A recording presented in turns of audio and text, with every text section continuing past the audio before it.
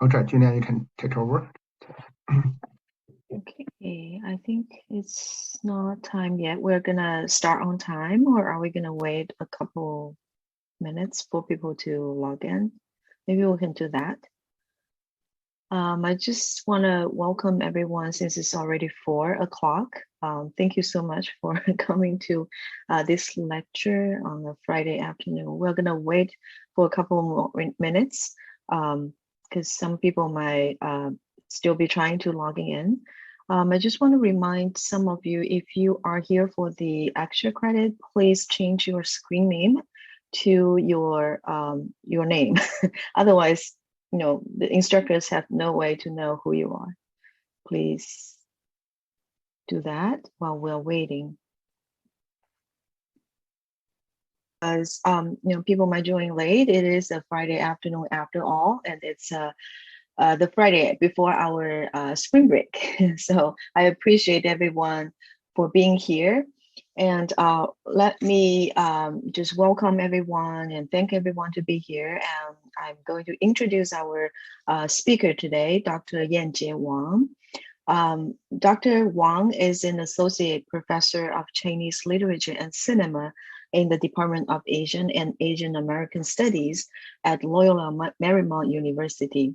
Dr. Wang received her BA from Peking University, her Master's of Philosophy from the Chinese University of Hong Kong, and her PhD from the University of Illinois, Urbana-Champaign.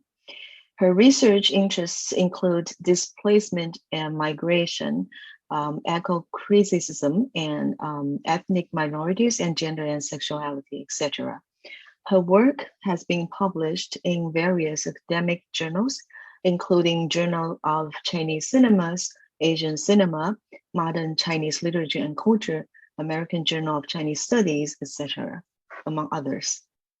So today, Dr. Wang is going to give us a lecture, a talk on this very interesting, intriguing topic about environmentalism of migrant workers in China. So she is going to focus on Zhao Liang's film. Can you pronounce that? Behemoth? Right? Forgive my pronunciation. So the title of Dr. Wang's talk today is Wounded Bodies, Green Beauty, and the Environmentalism of Migrant Workers in Zhao Liang's Behemoth. Thank you so much, and please join me in welcoming Dr. Wang. Thank you so much, Dr. Huang, for your very kind introduction, and thanks to Dr. Sun and the Chinese Institute at CSU Northridge for having me. It's really an honor to be here and share my research with everyone here. Let me share my screen and see if you can see it. Is it visible to you? Okay, great. So this study is part of my broader project, which explores the representation of environmental issues in contemporary Chinese cinema, with a focus on the layered relationships between China's ecological woes and underprivileged social groups. As many of you may so well aware, China has experienced an ecological crisis of an unprecedented degree over the past 3 decades. Guided by the principle of development, the post-socialist state in the Chinese government pushes forward industrialization and urbanization at the cost of the ecosystem. Global capitalism further exacerbates China's environmental degradation, turning the country into both a factory and a dumping ground for the world. So from toxic smog, I can show some image, to polluted water and soil, and from mountains waste to deforestation, from species extinctions to new diseases and epidemics. The people of China are faced with environmental catastrophes on a daily basis. Filmmakers, within China or from abroad, has increasingly turned their attention to this devastating environmental reality, using their cinematic lenses to interrogate and reflect on human-non-human relationships. The portrayal of China's manifold environmental challenges is becoming one of the most prominent themes in contemporary Chinese cinema. In my project, I call attention to the factors of class, ethnicity, and gender in the examination of China's environmental crisis as represented in eco-cinema. My contention is that only by examining the intricate links, interconnections, and intertwinements between marginalized communities and the environment can we fully understand the destructiveness and paradox of the developmentalist neoliberal discourse that has prevailed in China, and help reestablish perhaps the value of justice, ecology, and life itself, which has been pretty much missing in today's value system. I have spent the past couple of years researching the class aspect of this new project. So today's talk is based on this period of research. Because my research is situated in the field of eco-cinema studies, I would like just to provide a very brief explanation of the term eco-cinema in a very basic senses. So because it's relevant to my analysis. The term eco-cinema was coined in 2004 by Scott McDonald in his article, Toward an Eco-Cinema. In this article, McDonald did not attempt to provide a strict definition of eco-cinema, but instead focus on how some non-commercial films use techniques such as long duration shots, slow-paced movements, and relatively static framing to immerse the audience in the natural world. So McDonald suggests that the fundamental goal of eco-cinema is to retrain our perception of nature by promoting a sort of mindfulness while viewing films. This notion of eco-cinema was further explored in the late 2000s. In the 2009 anthology he co-edited with Mi Jiayan titled Chinese Eco-Cinema in the Age of Environmental Challenge, Xiaoten Liu defines eco-cinema as cinema with an ecological consciousness. It articulates the relationship of human beings to the physical environment, earth, nature, and animals from a biocentric, non-anthropocentric point of view. This definition itself is groundbreaking in that it highlights the need for a paradigm shift in film studies, moving from an anthropocentric, human-centered focus to a more biocentric perspective, especially when examining eco-cinema. Similarly, in her added book titled Framing the World, Exploration in Ecocriticism and Film, Paula Marymount points out that eco-cinema invites us to adopt a different relationship vis-a-vis the natural environment of which we are a part and on which we depend on for survival. At the heart of the scholarship of Liu and Marymount is the notion that eco-cinema underscores a planet-based totality and a sense of interconnectedness among different components in the ecosystem, including human beings. Such a holistic approach does away with the binary and often hierarchical relationship between humanity and the environment, forming the critical underpinning of eco-cinema studies. So my analysis is built upon this fundamentally holistic and biocentric understanding of ecology and eco-cinema. In this talk, I focus on Zhao Liang's 2015 award-winning documentary film, Behemoth, or 北西魔兽 in Chinese, and examines its stylistic approach to representing the intersections between Inner Mongolia's landscapes, where the film was shooting, and migrant workers who work in Inner Mongolia from rural areas in China. In recent years, Chinese eco-cinema studies have really proliferated, playing an active role in the ecological turn of the global film studies. However, existing Chinese cinema scholarship tends to engage mainly in theme-based, issue-oriented discussions, such as hydropolitics, exemplified by the Three Gorges Dam project, human-animal relationships, urban space, bioethics, and so forth. In this study, I aim to expand this approach by emphasizing the artistic and the structural dimensions of eco-cinema, and also by examining this film's unique ways of documenting the severe environmental degradation of the Inner Mongolia steppes in parallel with the migrant sufferers of black lung disease. I draw attention to an unfamiliar reality of Inner Mongolia, ethnic minority region in China, as well as the status quo of a largely overlooked population in Chinese society, migrant workers in general, and black lung disease sufferers in particular. So before getting into my discussion, I'd like to just provide a very brief introduction of the director Zhao Liang's works. Excuse me. As one of the foremost figures in Chinese independent documentary filmmaking, Zhao Liang has been known for his realist portrayal of some of the darkest aspects of marginalized and social woes in China.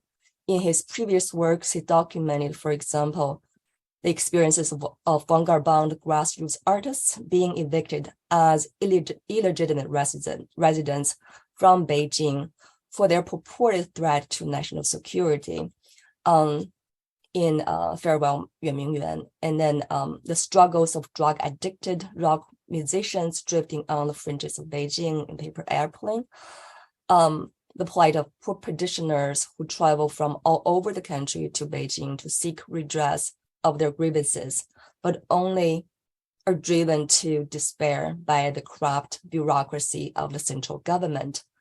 And this is in petition, and together he portrays the discrimination faced by those living with HIV and AIDS.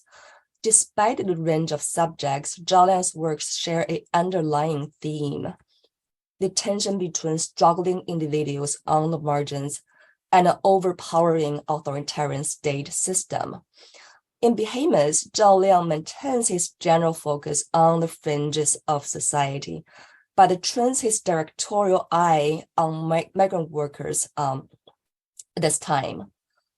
Set against the backdrop of Inner Mongolia's rapidly growing coal mining industry, which is a relatively new phenomena taking place in the region, Behemoth presents heart-wrenching images of migrant workers and smugglers, some of whom suffer from black lung disease as a result of intensive toil and scant health and safety protections available to them. If you can see the image on the upper, lower right of the slide, the bottles there are filled with black liquid extracted from workers' lungs. While significant screen time is devoted to the brutal demands of labor in the mining industry and the toll it takes on labor's health, equally prominent in the film is the industrial ravaging of the Inner Mongolian grassland. Such a juxtaposition of devastated migrant workers and natural landscapes create a visual analogy. It invites us to reflect upon the relationship between the suffering of the poor and the environmental catastrophes that occur during the process of China's pursuit of economic development. What is also worth noting about Behemoth is its significant aesthetic departure from Zhao Liang's previous work. First, deviating from his past realist representation, Zhao Liang takes a highly lyrical and stylistic approach in this film. He incorporates a great deal of artistic visual elements and digital manipulations, imparting a surreal tinge to this non-fiction film. Poetry, dreamlike imagery, performance art, and props abound. So what the film does in terms of style is among the first of its kind in Chinese documentary filmmaking. So I included a screenshot on the slide. If you can, so it's very easy to tell that the screen is reworked. and looks very surreal. I'll give a closer discussion of the screenshot later on. And second, as much as Behemoth retains a focus on underrepresented groups, it eschews Zhao's usual manner of letting the powerless speak at length. Instead, the film is pervaded by a surprising silence, presenting little more than images of mute workers toiling in mines and refineries. So then the questions are, what are the purposes of adopting these new aesthetic and narrative approaches? What kind of understanding of the environment, the underclass, and China's reality do they help illuminate? My arguments are, I argue that these radically new approaches serve as essential means for Zhao Liang to press the audience toward a non-anthropocentric, affective, and contemplative understanding of ecology. In an artistic manner, Zhao powerfully exposes the surreal magnitude of China's environmental ruin, the inequality that state policies have caused for marginalized regions and populations, and ultimately, the absurdity of China's post-socialist development. So I'll discuss these aspects in detail in 3 sections. First, Wounded Land, Surrealism, and the Green Beauty of China's development. In the section, I'll focus on Zhao Liang's unique ways of portraying the environment. As an active figure in the new documentary movement that arose in China in the 1990s, Zhao Liang has been committed to the movement's signature realist aesthetics known as 纪实主义 or on-the-spot realism, which values immediacy, spontaneity, and contact with lived experience, as opposed to the heavily controlled and scripted documentaries that had been produced in state-owned TV stations. Zhao's new approach of combining realist and non-realist techniques in Behemoth, I suggest, aids him to transcend the constraints of the observational mode to more fully and freely present an already surreal reality, that is the apocalyptic environmental reality of China. It also helped narrate the profound eco-drama that may otherwise go inadequately expressed in realist portrayal. In terms of capturing the surreal nature of China's development, notably Zhao Liang invokes Dante's The Divan Comedy in the film extensively, using it to convey just how China's rapid growth, progress had turned the worst of Dante's imaginative visions into a striking reality. Following the structure of the Divan Comedy, Zhao Liang divides Behemoth into 3 segments: Hell, Purgatory, and Paradise. The first segment of the film, signifying Hell, is set in the massive open-pit coal mines and iron foundries in Inner Mongolia. And my discussion of this section of Wounded Land is focused on his depiction in the Hell chapter. Zhao opens the film with a still image of a mining crater as shown on screen. Just a quick note that in Inner Mongolia, the majority of the mines take the form of this kind of surface mining rather than underground mining, like in some other provinces in China, like Shanxi. In the opening scene, this quiet ambience, however, is shadowed by a series of explosions, sudden explosions, each erupting into a storm of black earth.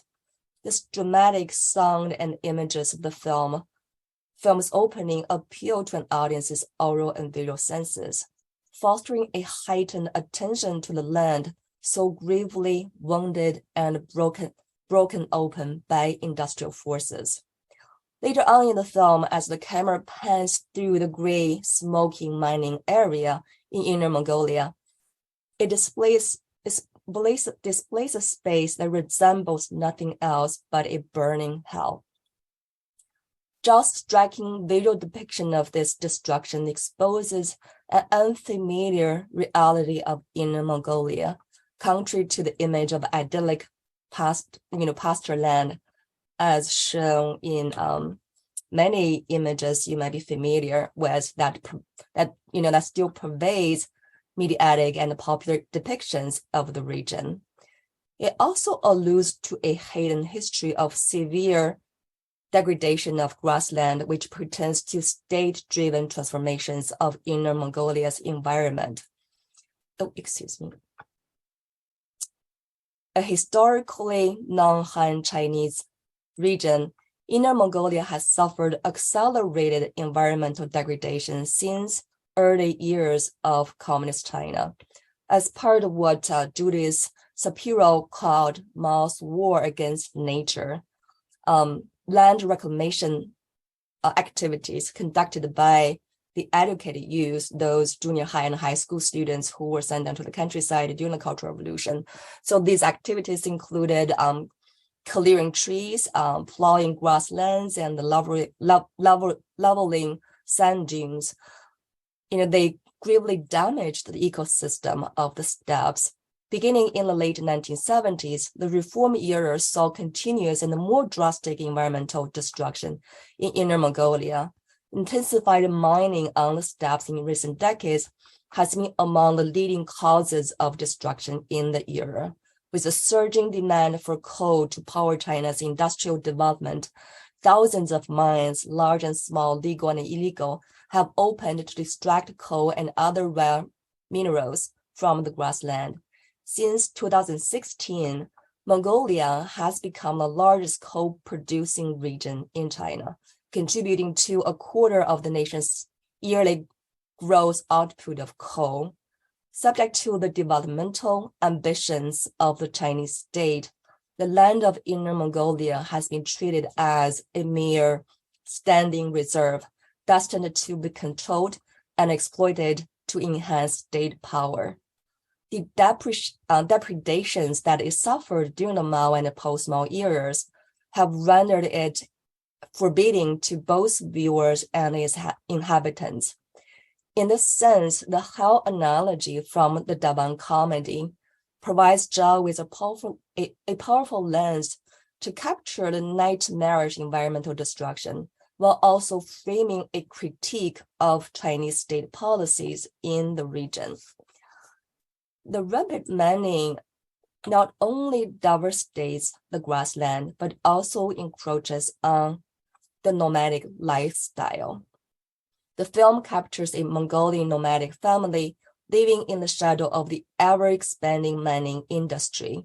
As the documentary progresses, we witness the mining field steadily approaching their yard, and the space for them to herd flocks reduces dramatically.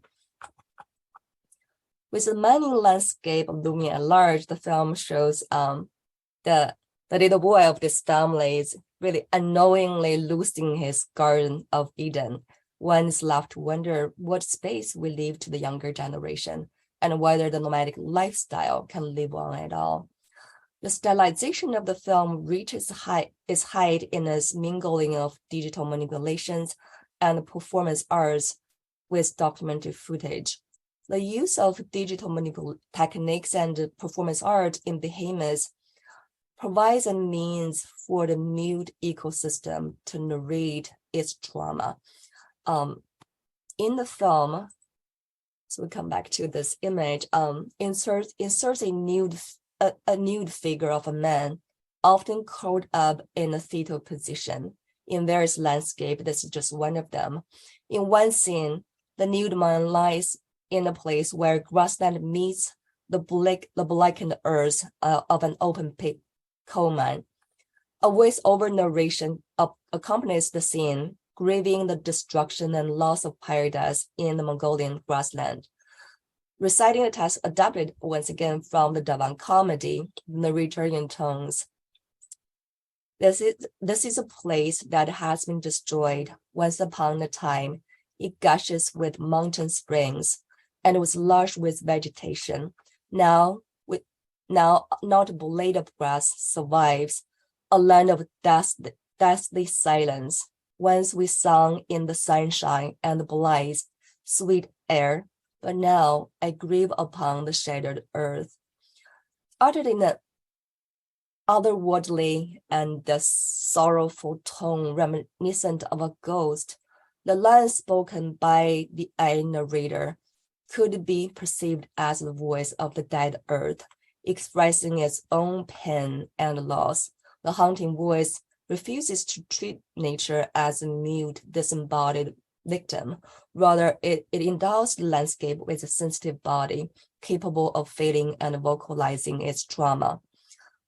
When coupled with his cinematographic lyricism, Zhao's use of ghostly voiceover makes an affective appeal to the audience.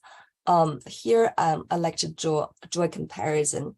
Chai Jing's Under the Dome, 穹顶之下, a widely circulated eco documentary that came out around the same time in 2015 as Behemoth, provides a pertinent basis of comparison on this point.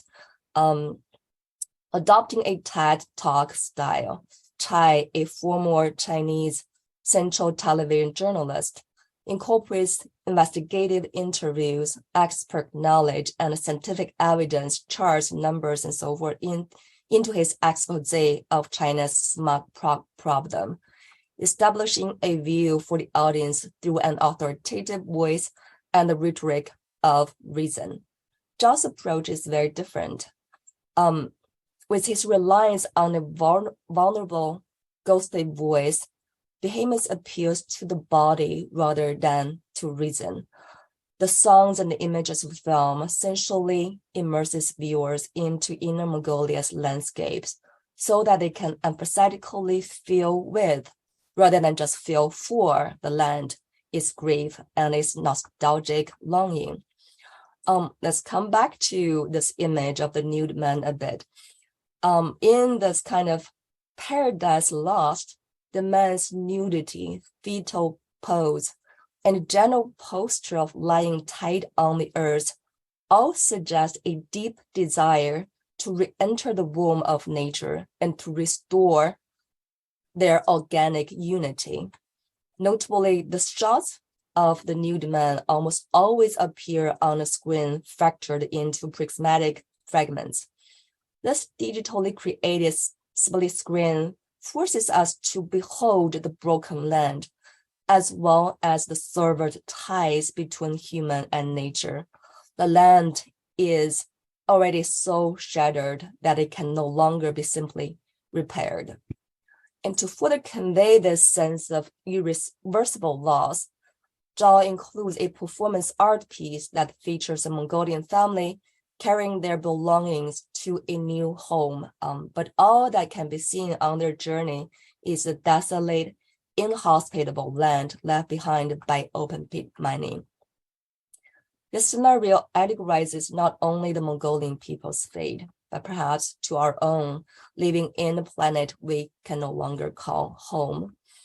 Ironically, in Behemoth, stylized visual and artistic techniques wed a beautiful filmic approach to an inherently ugly subject matter. I read it as a way in which Zhao Liang leverages the power of aesthetics to satirize the country's economic growth, which comes as at a heavy cost, by heightening the apocalyptic extent of ecological destruction and the aching eco-trauma beneath the slightly appealing surface. Zhao undermines the government's hyperbolic good tidings of the growth, exponential growth in recent decades. In Behemoth, the bleak environmental reality is presented to the viewer sublimely, and that serves as a powerful metaphor of China's economic miracle. Is a green beauty, one that looks spectacular from the outside, yet is broken from within. And Zhao actually voices his ultimate criticism of what he believes as the root cause of the ongoing environmental crisis through use of religious symbols in this film. For example, midway through the documentary, after a series of panoramic panning shots of various ravaged landscapes, a snake appears in a medium shot, passing through the charred rocks. The voice-over narrates, wealth accumulates, men are uprooted. All is decreed by the monster, who conceals himself like this tempter of all desires. Invoking the biblical connotation associated with the snake, Zhao pinpoints the real monster behind this allegorical figure, human desire. But not in so much but not simply in its general terms. We have to consider global capitalism or global capitalism. In the present day global capitalism, human desire has been profoundly assimilated and materialized in the capitalistic operation of perpetual accumulation and ever-increasing consumption. Driven by human greed for wealth, the capitalist cycle revolves endlessly, resulting in resource depletion and environmental degradation. A segment in the documentary very dramatically illustrates this point. We show one scene. In one scene, a giant yellow-tinted statue of a Buddha's head sits atop the ruins of a mining area.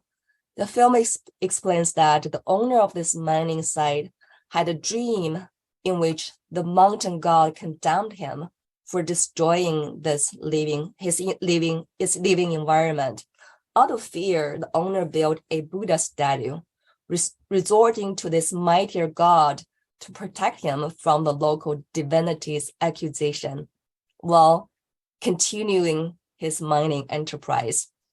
The Buddha's head sticking out of a destroyed earth stands as a testament to man's stubborn, insatiable desire for profit, a phenomenon that has become increasingly ubiquitous since China's full embrace of neoliberal capitalism in recent decades. In one sense, the film's title, Behemoth, can be read as referring to the colossal global capitalistic network of production and consumption. Originally from the book of Job in the Old Testament, Behemoth is a name for a mystical beast that consumes 1,000 mountains per day, mindlessly wielding a terrible strength. The beast symbolizes a state of chaos. The desire-fueled and profit-driven neoliberal form of capitalism bears a remarkable resemblance to the biblical behemoth. The reference to a mythical beast, bolstered by images of the snake and the Buddha, serves to signify the monstrosity of the capitalistic machine that subjugates all things to its profit-making system. And by the same token, the film refutes any belief in the sustainability of heedless capitalistic development. So now I'm going to move to my second section about the migrant workers, wounded migrants, silence, and environmentalism of the poor. Alongside its recording of the environmental status quo of Inner Mongolia steppes, Behemoth also pays a particular attention to migrant workers in the hardest conditions of coal mines and ironworks. However, as I mentioned earlier, the film does not offer us dialogue with or between these workers. In many shots of the film, such as these you're seeing, workers toil silently, encircled by molten metal and jumping sparks. The choice of not to give the miners a voice for some appear ethically controversial. One might justly ask if it heaps one more layer of exploration onto this already exploited social group. Actually, when shooting the film, Zhao Liang did interview the workers, but he decided to remove all the footage of the interviews in the final editing. So the silence of the workers should thus be understood as a purposeful aesthetic strategy. The silence, as I will show, helps construct a contemplative space in which viewers can more clearly see the migrants' reality and the destiny they share with their imperiled surroundings. I will also show how the silence constitutes affective moments of encounter, giving rise to a sense of intimacy and responsibility that words alone cannot express. The silence of the characters convey their dehumanized existence in the context of China's post-socialist development. Most miners in Inner Mongolia are actually migrant workers from more densely populated central regions and the Sichuan province in particular in southwest China. Uprooted from their home villages, migrant workers have supplied much needed cheap labor to national development and global capital in the post-Mao era. However, they remain one of the most socioeconomically disadvantaged groups. In the country's capitalistic economy, they are reduced to bare laborers, whose worth seems to rest solely on whether they produce profit. Their ability to speak seems to no longer matter. The grueling working and living conditions to which the workers are consigned in the film testifies to the depreciation and the disposability of their labor.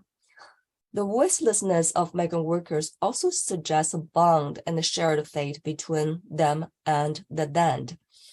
In today's anthropocentric culture, nature is typically silenced and reduced to an instrumental or symbolic presence, such that only humans have the status as speaking subjects. Behemoth, however, shows that silence also thrusts upon humans, especially those who are poor and disadvantaged.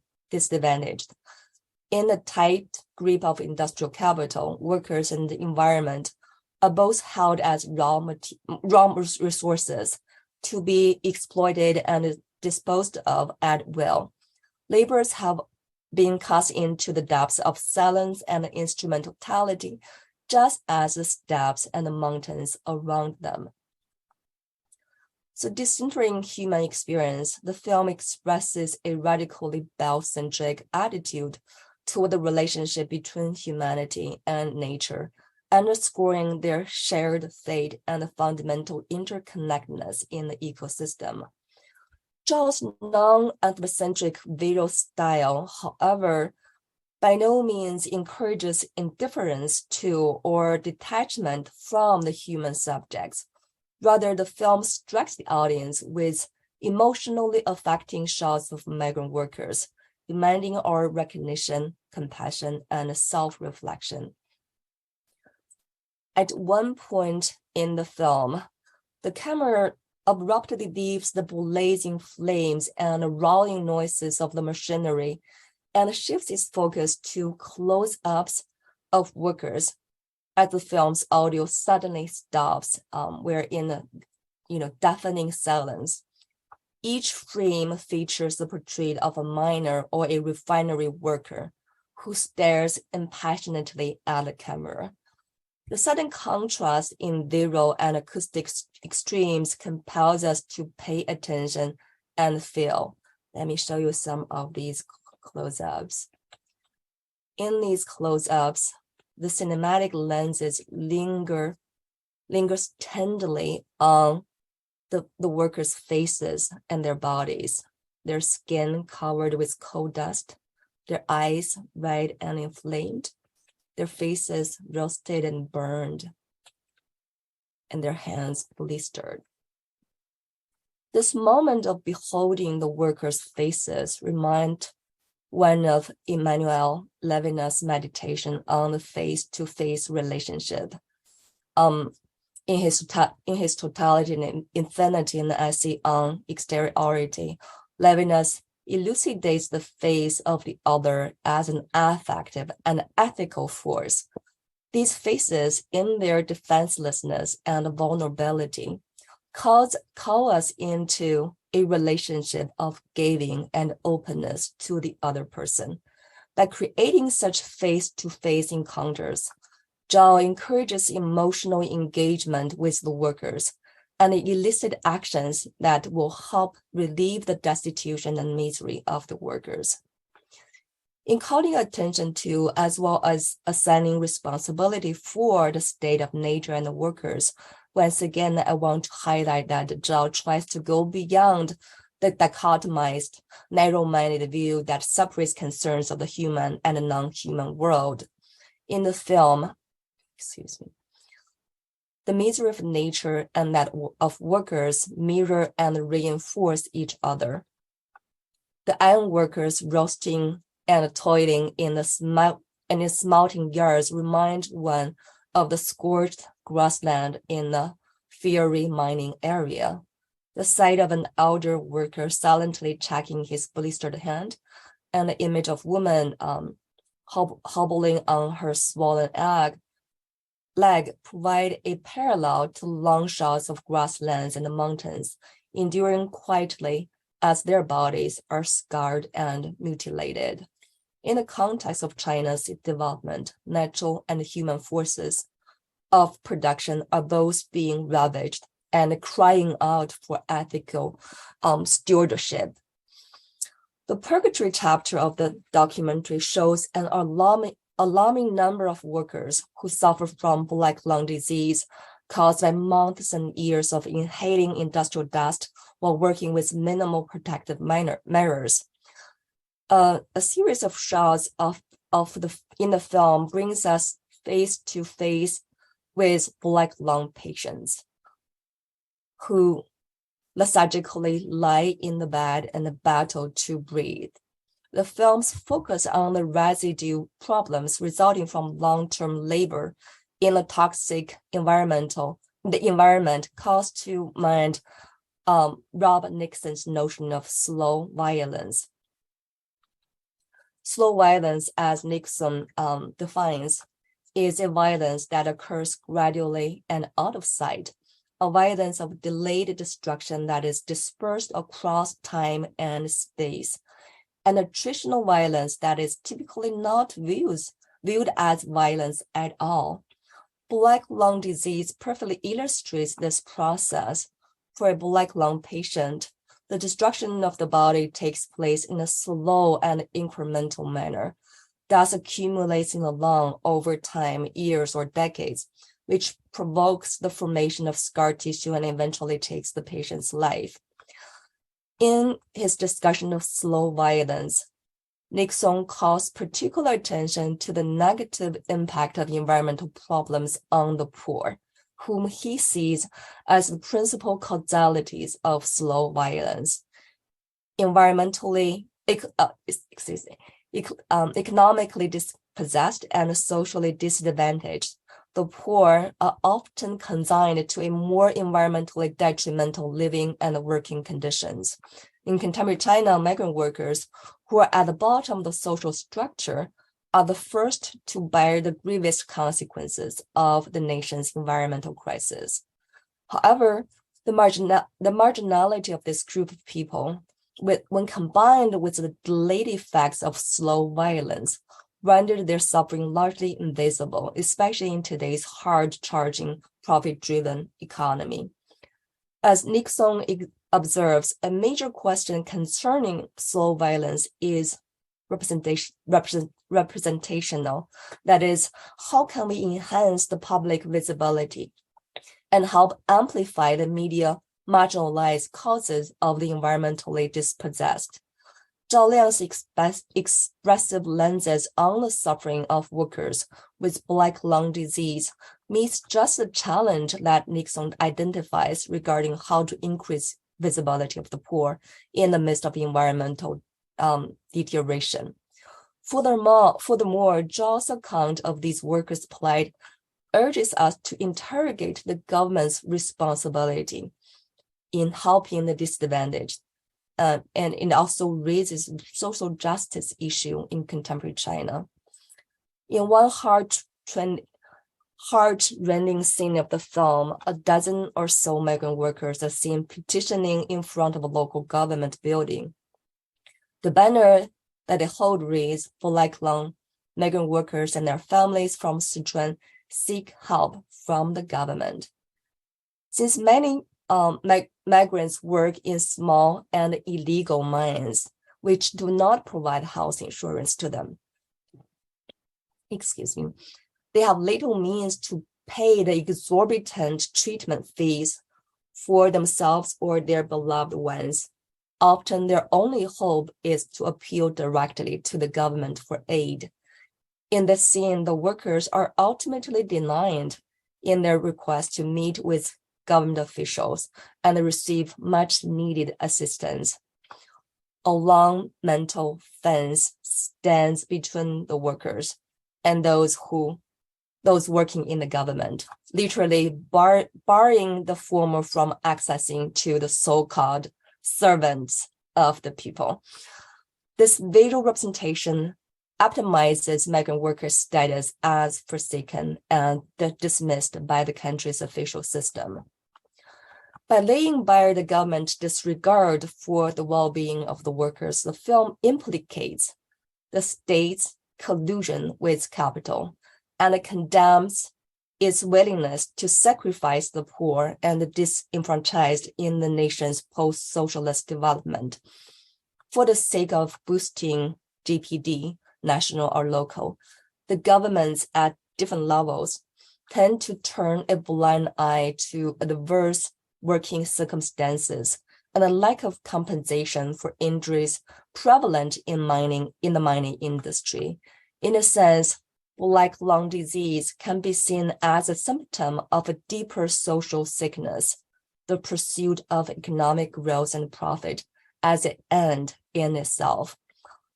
Like Dante's Dawn comedy, which embeds a critique of his corrupt, malfunctioning Italian society in its beautiful verses, Behemoth embeds social political criticism in aestheticized imagery. Yet, Behemoth differs from Dante's text in many respects.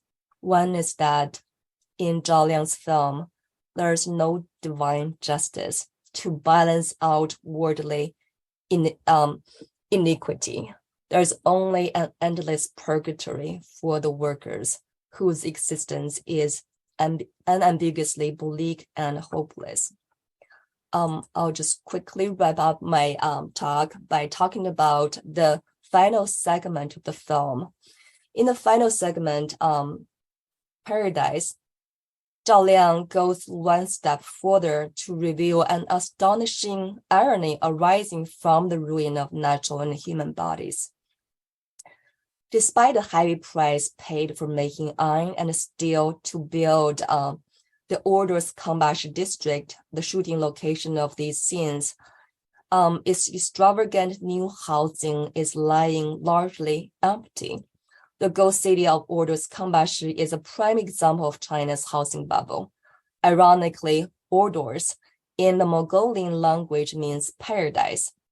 In screwing the utopian pretensions of this model city, Zhao poignantly debunks China's myth of development, exposing the futility and senselessness of environmental and human sacrifices.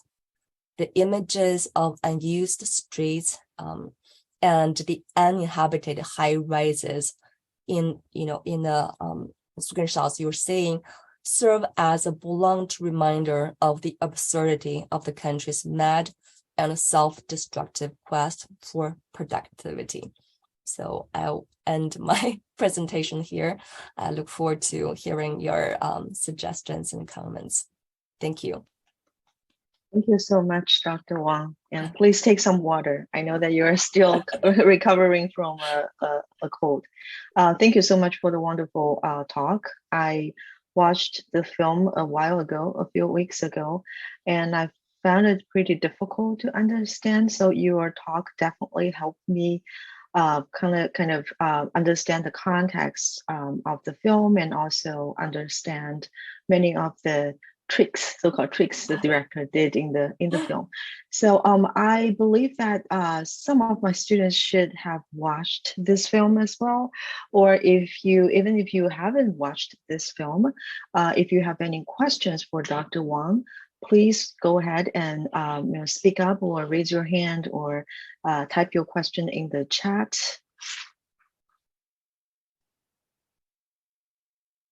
Does anyone have any questions?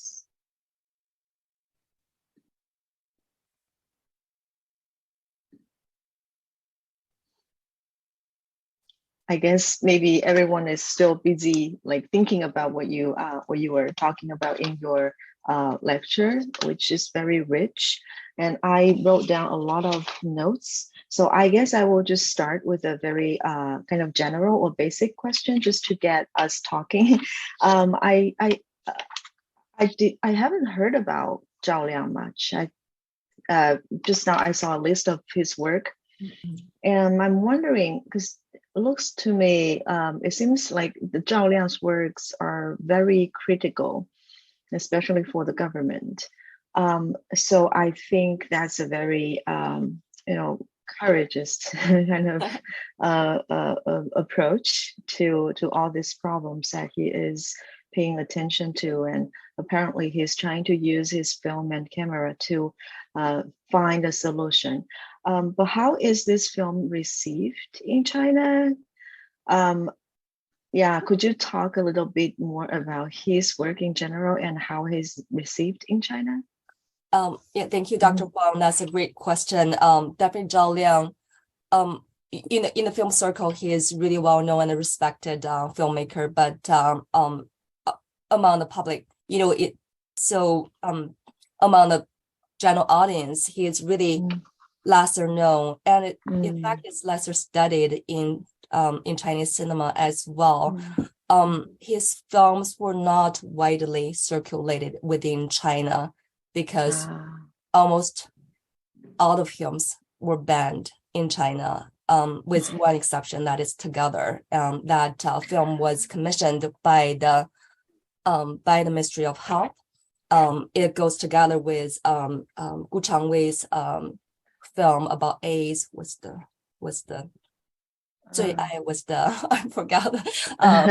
Yeah, but I've heard of Gu Changwei.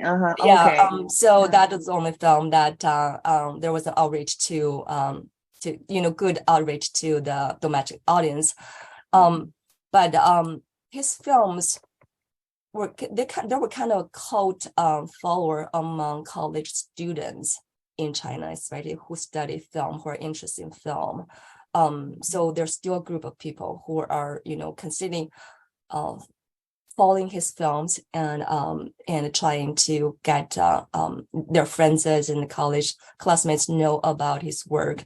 And this film, since it came out, it has it was shown at the BCLA biannual film festival. So since I got to know this film, I use as a film for my contemporary Chinese course every year, or first the summer course is a cinema course, just to give it an outlet to the audience. I think the audience, the thinking and the taste need generations, years of education, and being open to different ways of representing and understanding the society and the culture and the film itself. Thank you so much. Thank you so much for that explanation. And just now in your talk, you also did a comparison between this film and Chai Jing's Under the Dome. Yeah, I think the other one, Chai Jing's film, was more well-known, better known in China. And they are both concerned with the environmental issues in contemporary China, but they have different focus. Right, different focuses. So Zhao Liang's film focused on a very minor group of people. I didn't even know that there were, projects like this going on in Inner Mongolia. And when we talk about the Chenfei or black lung patients, I think maybe the public were thinking of the Shanxi province, right? The patients from there, patients from Inner Mongolia, they're like the bottom of the minor group of people. But in Chai Jing's film, she gives a lot of numbers, a lot of, interviews. So they are very distinct, very different in terms of the style and also the focuses. I heard that in recent years, the problem of smog which is the focus of Chaijin's film, has been resolved. But do you know if the issue or issues that Zhao Liang wants to tackle in his film is there any changes in the issue, in the status of those patients? Because it was made in 2015, so that's about 8 years ago. Did you know are you aware of any changes? I want to be hopeful. Yeah, thank you for this question. Yeah, I think it's very good. It's very, very nice to look at the Zhao Liang's project and Chaijin's project side by side, not in terms of their ways of representing environmental issues, but the social effect they have created. I think, Chaijin, right after its release of the eco documentary online, there were almost 20 million viewing a lot of people China. Yeah, it really went viral. The smog issue has been paid much attention by the central government is mainly because it affects so many people, right? No matter your class, your profession, your income, and those who live in the, at the center of China also suffer from this air pollution issue. There has been a lot of efforts to remove factories from nearby Beijing, and also to pay attention also actually to Inner Mongolians mining as well, so that the capital city won't be affected so much. But here you do see the environmentalism of the rich or the middle class are prioritized because they have more voice and access to express their opinions. And however, I don't think the smog issue actually has been fully resolved. As you know, now after the pandemic, when the economy will reboost, then smog came back just right now. My sister lives in Beijing. She complains now after the pandemic, and then we have the smog issue once again. The issue is really there's no long-term committed effort to control pollution, and there was no effective enforcement of the measures and the rules on paper into action. The black lung disease is another story. That their patients is another story. This is an issue that align with the poor and those who don't have the the value to show to the public, and also not many people in China suffer that disease. There are many non-profit organizations such as Love Cleanses Black Lung, Dai Qingchen. They have been doing a lot of other works to first raise awareness of the danger of this profession, to provide and ask them to protect themselves with masks and unnecessary measurements, and so forth, and also to fight them with the companies and government for compensation. But little has been done to really fundamentally solve their problem, is to regulate the mines to and to provide safety measures, and also to provide health insurance. These are issues, that are unique to them, but also perhaps to migrant workers as well. And where does their welfare lie in China's health insurance system? Now, even those who have pension are protesting against how their insurance has been distorted, tricked, being played trick to reduce the amount that they can receive yearly. So definitely there is a distinction between in terms of class. That's a great point. I did not think of the the class issue. Okay, thank you so much for answering my questions. And I do see that we have a question coming in from the audience. So would you like to respond to that? there are actually two questions. How would you gauge awareness of how widespread environmental destruction is in China among consumers here? Do regular people understand the big picture and how difficult the future might be? Those are great questions. Yeah, but this also very difficult to answer. Yeah, this is a great question. I think you really bring up this transnational dimension of Chinese ecological crisis.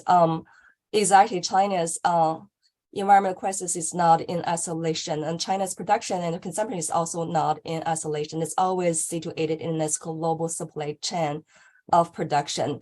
The tremendous demand of coal and other materials, raw resources in China is empowered not only by domestic need, but also by this global market and the global capitalist system. Actually, a lot of China's coal were exported in the past to other countries. There is embedded unequal unequalness in inequality in this global system. So in Western depiction of Chinese environmental crisis, there is we call it yellow peril, yellow eco peril, as if China is a polluting and polluted other. They're polluting the environment, they're polluted. And as if it has nothing to do with the rest of the world. But if you think about the demand of consumers worldwide of the goods and some materials in China, and some even the plants from Tibet and Inner Mongolia that can cause environmental degradation in local area. So yes, it definitely has to do with consumers both in China and in the elsewhere in the West. I think there is a growing, in terms of a second question, do regular people understand the big picture and how difficult the future might be? I think Chinese people are gaining growing awareness of the China's environmental status quo. The issue is, are they taking action to curb their consumeristic lifestyle? Are there any action to help those who suffer from the environmental, diseases or issues caused by environmental destruction? I think there is a paradox. People are aware of this, yet they tend not to do anything to stop or to make our life more sustainable, make our production more sustainable. I think, that's, yeah, exactly. Chinese people are getting so consumeristic nowadays in the past 2 or 3 decades because of, I think, if we can go back broadly, I think really has to do with the demise of communism, and there is no faith, the lack of spiritual realm, kind of a lack of faith and to believe to support that life, and getting rich and to show off and to get a better life becomes the only goal in our life, and how to show that you're getting a better life by consuming, by buying goods, buy a new house and so forth. And this is not only the mindset of middle class who can afford, but also migrant workers. If you ask them what would you do after getting money, they would, I'll buy a cell phone. Many documentaries would show that, especially for the younger generation, they consume right after they earn the money. Yeah, thank you so much. I see that Wei had his hand up for a while. So Wei, please go ahead. Thank you very much, Dr. Wang, for a really enlightening talk.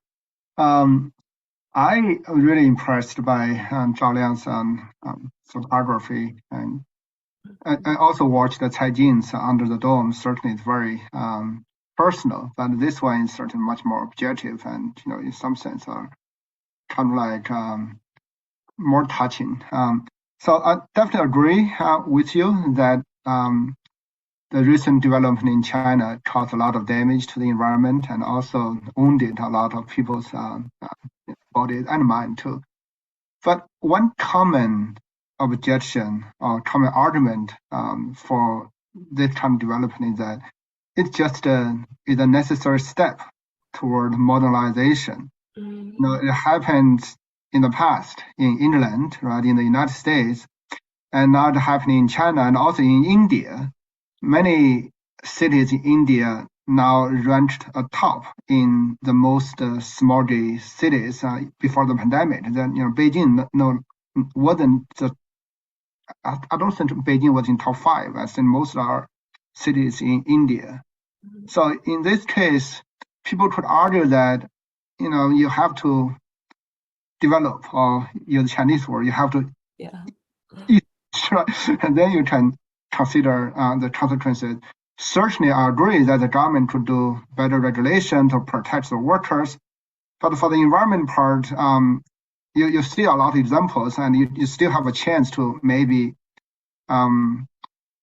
repair or recover. Like Pittsburgh used to be a steel town, but now actually a very beautiful high-tech city, booming in the new technologies. So I don't know. That argument can maybe relieve some of the concerns, or do you think that some environmental damages are irreversible, or it's just something you have to stop right now? Yeah, just see your comments. Thank you, Dr. Sun, for this very thought-provoking question. Indeed, I think all these sacrifices are needed for China's development. This is also necessary, has been the main ways of justifying depleting resources, or to a certain extent contaminating some the environment in recent years, were maybe for past several decades. But as you pointed out, with the scale of industrialization and urbanization nowadays, a lot of damages has become irreversible. Think about the damaged water. Think about contaminated water.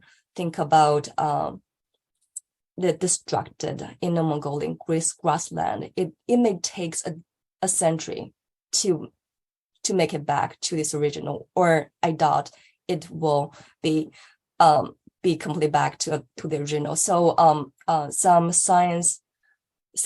environmental scientists have already mentioned that Inner Mongolia's environment has fundamentally changed the current and the future outlook of Inner Mongolia.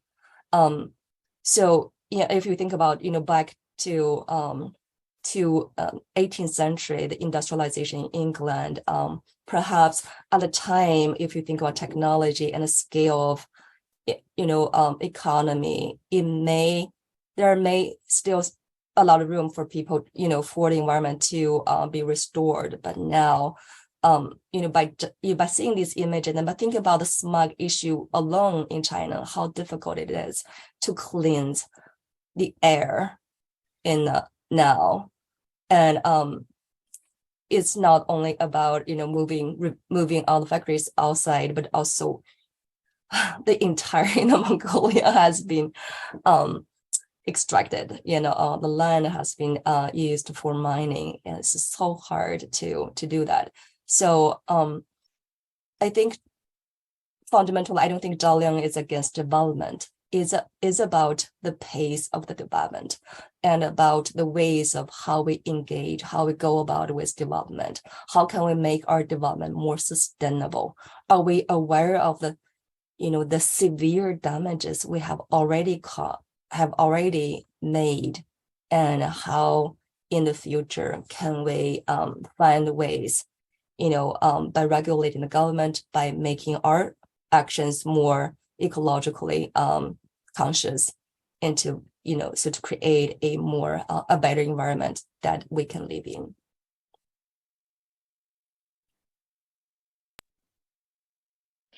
Thank you so much. Dr. Sun, did you have more questions? Sorry.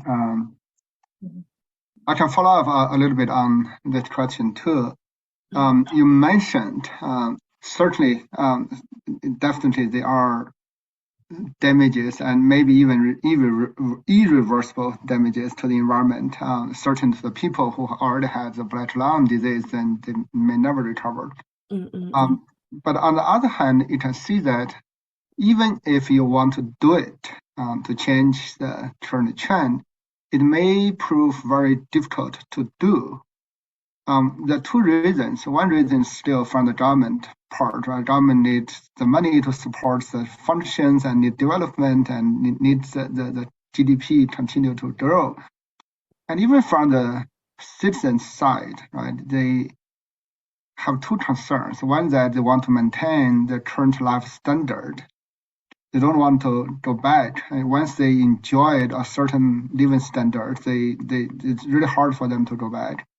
And especially, as you mentioned, for the younger generation, there are a lot of consumerism ideas in their head. They want to consume more conveniently and with more stuff. And those productions, need to be made coming from somewhere. And then you can't really stop the race of the development, and actually it's always accelerated. And even you stop accelerating, and then people would complain because their life standard would be changed. So even from a good, say, government perspective, they want to protect the environment, but they still have to listen to their people and still to maintain the stability of society. Then the question would be, how would you do it? And also, it's not just a Chinese issue, it's really a global issue, compared with the American consumerism or even European consumerism. I would say China is definitely not the worst. So in this case, you can see it's really a practical issue. Even, the climate change, everybody seems to be realizing today that that's something almost becoming irreversible and have disastrous consequences if the climate, say, the temperature got higher by 2 degrees Celsius, then it's just irreversible, something, it's disastrous. But still, you see a lot of people, they don't have a lot of motivation to change their habit or consuming. So what do you think? Actually, what can we do? I think, Dr. Sun, you made really excellent points. The two major subjects who are responsible and who can take some actions. One is the government, and the other is general public. Definitely Chinese government, and perhaps other governments, depending on who are in office. Their ways of treating the environment and is also different, including the United States. But if environmental concerns can be prioritized than what it is now in China, I think things would be better. Now environmental issues has been put in at the bottom, one of the bottom concerns in the overall discourse of China. My dad works in the environmental department in my hometown for over a decade. He constantly felt that how his ministry is just a token presence. There's no regard of their says about whether a factory or a company or restaurant violates environmental regulations. That's the least concern by the local government. I think perhaps the same as the central government, as long as the issue wouldn't cause too much of social unrest, and to cause too much of their own health issue. But there are resources I think the Chinese government can set aside to solve some issues that are already there. The other is about how the consumer society and how people are. It's hard for them to not continue that kind of style. I'm not sure. I think now the consumer risk society and the way that we consume is in an ever accelerating rate is just becomes unnecessary. Maybe Dr. Huang may know more about it. I think Japan used to be like that, a very consumerist society, but now its environmental awareness and consciousness became stronger than before. And I see that kind of slow down in people's consumption. But I have to defer to Dr. Huang in this regard. Yeah, I know a lot of Japanese people, they would get angry when they travel to, for example, the United States, because people don't really recycle here. In Japan, if you go to Japan, you don't really see a lot of trash cans on the street. You have to kind of carry your own trash and bring them home and categorize them and put them in the right places. So that kind of makes it difficult for you to throw away something, and make you think twice when you create or produce some kind of waste. But I think nowadays in Japan, the problem is maybe the energy. There has been a great debate between regarding clean energy versus nuclear energy, and people are still consuming. They don't want to give up their electricity, for example, if they want to use some kind of new clean energy. So the debate is still going on, and I think the problem is everywhere. Yeah, definitely a lot of challenges. Though I think the rate of our consumption may, slow down a little bit, may not essentially affect our living standard.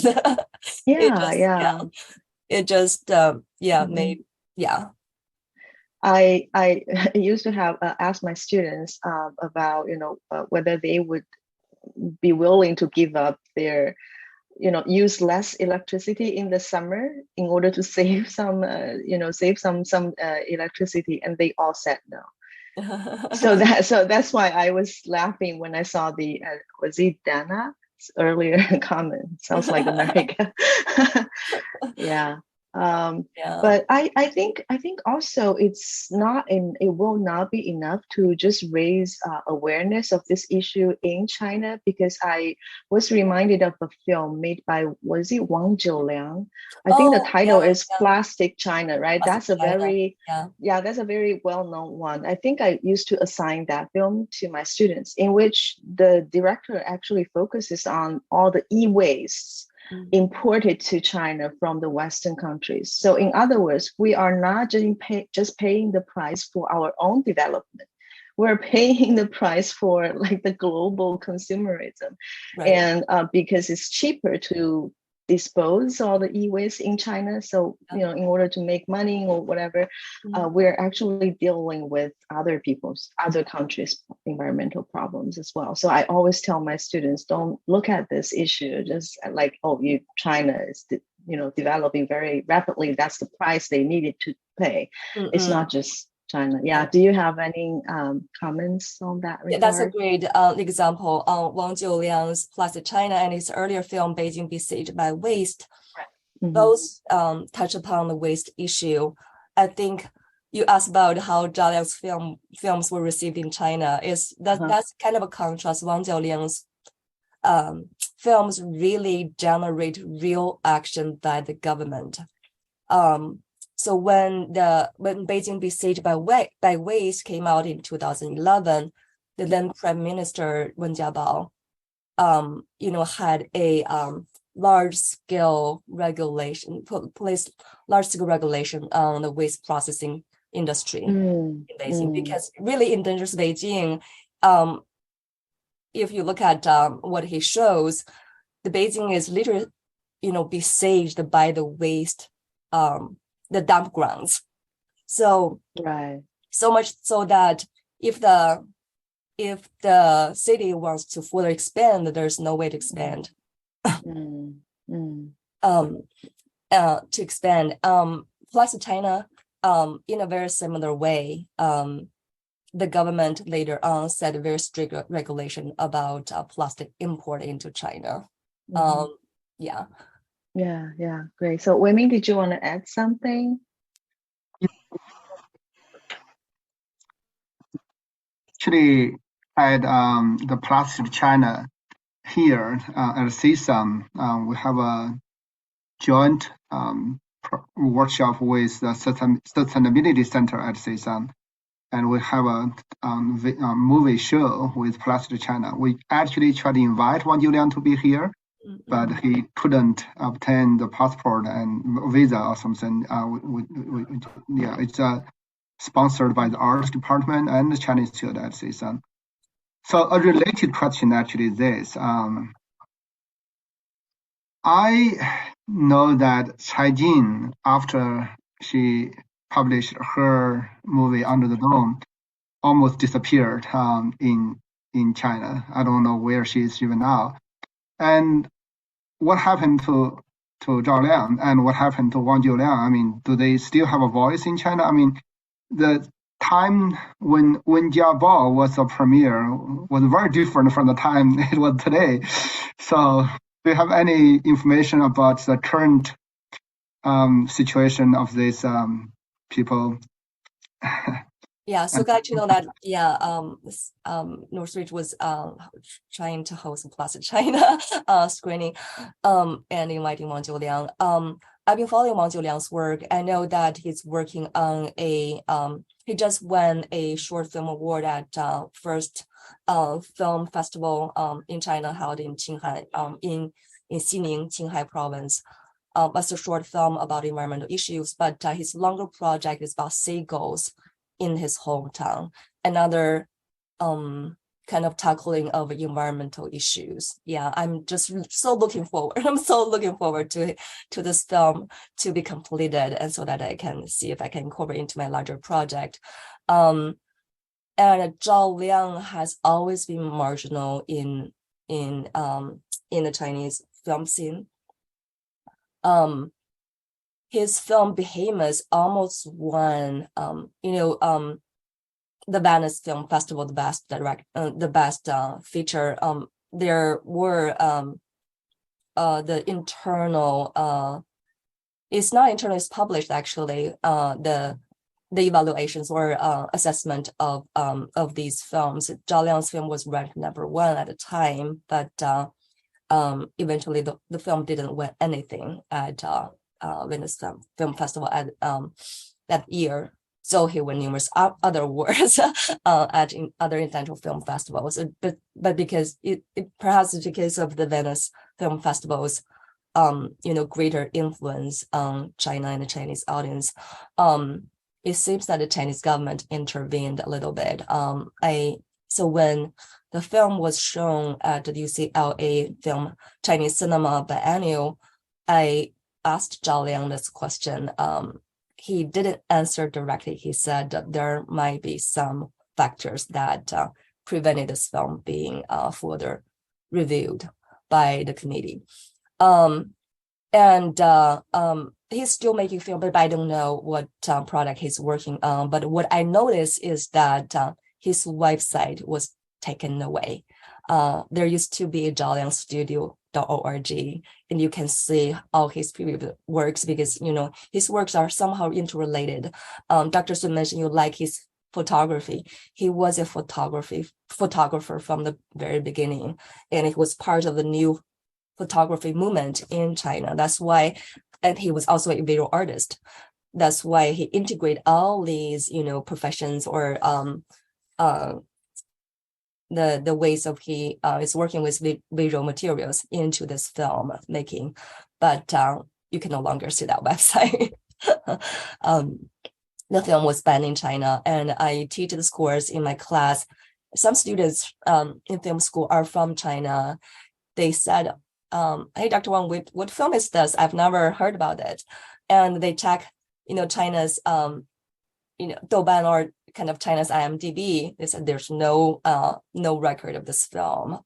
So yeah, that's his fate in China today. That's really unfortunate. I was watching this film. I couldn't help but feel worried about the director because of the criticism. Yeah. Okay, I think we are left with less than 5 minutes. Let me see if anyone from the audience has any questions. Anyone, any questions for Dr. Wang?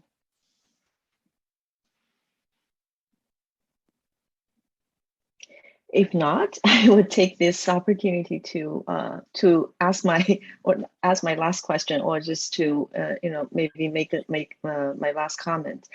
So going back to the work, the film, Zhao Liang's film, Behemoth.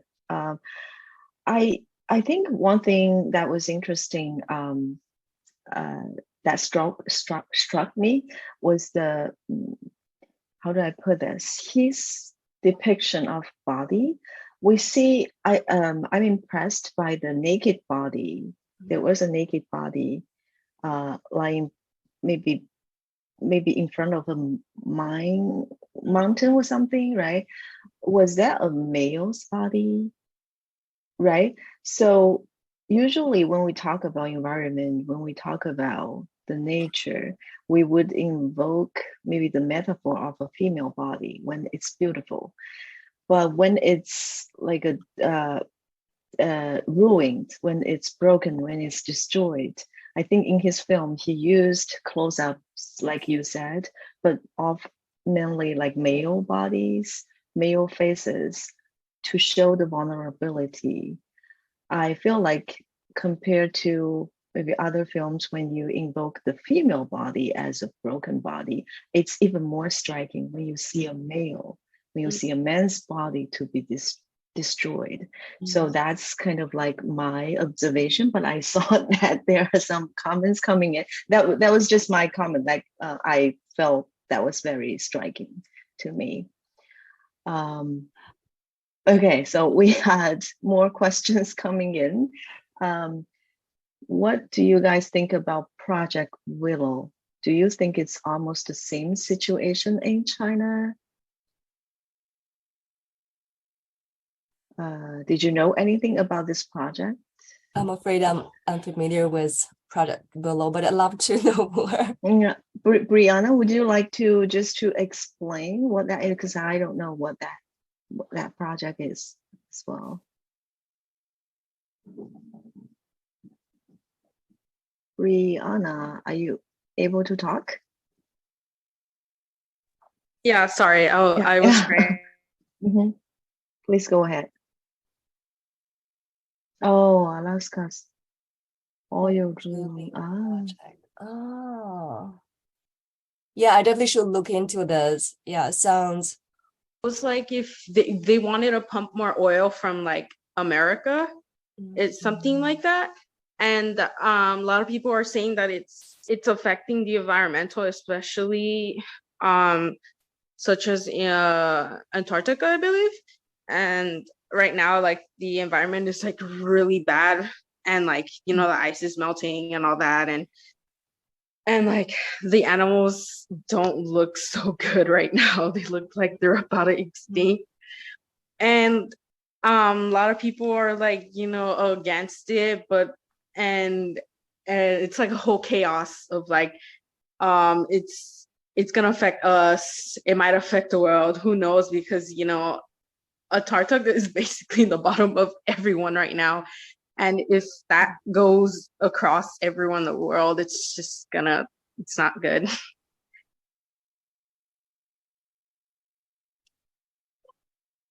Yeah, thank you for just providing a bit more information. Yeah, I do see some similar tendency and mindset behind that. But it's good to hear that the environmentalists are protesting Alaska, while in China, I think such protests are also very much monitored and regulated, or just we don't see a lot of that in China going on. At least here, you can express your voice more freely. Yeah, thank you so much. And I do see one comment that because I assigned your paper on Last Train documentary in my class. I think that was in week 4. We couldn't there wasn't enough time for us to invite you to, here to talk about the other paper, but I'm so glad that we got to talk about this your project, your ongoing project, and it's such an important and also very interesting topic. So thank you so much. I would like to take the opportunity to thank you again, and thank you for the wonderful talk. And also we look forward to hearing more about your project. Thank you so much for all the very thoughtful questions. I learned a lot. Definitely just keep me thinking about these questions and issues. Thank you for having me again. It's really a pleasure. Thank you. Hope to see you again in the future. Thank you. Thank you very much. Thank you. Okay. Then bye.